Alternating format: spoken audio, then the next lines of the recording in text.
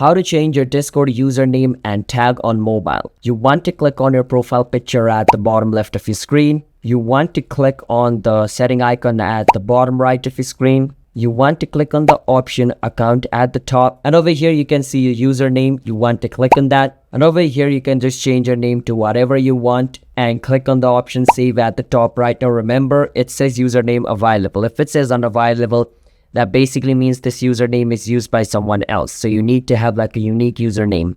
So choose a name which other people have not used and click on save at the top right, and you have changed your Discord's username. And to change the tag at the top of my screen, you will see just finished reading. Like, there's a plus button with just finished reading. That's a tag. If I want to change it, I can click on the plus, and over here I can write whatever I want. I can say messy and then just click on save at the top right, and that's going to be my tag. That's how you guys can change your tag. So hope you understand.